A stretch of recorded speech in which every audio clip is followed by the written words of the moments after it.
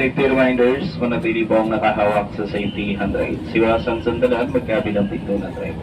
Pakiingatan ang dalang gamit kay hindi ng big card na gagamitin sa pagtabas ng stasyon. Ang pagkain pag-inom, pag-inigirilyo at pagkakalat. Kaya din po ang pag-upong sa side ng train ay may quit na pinagbabawal.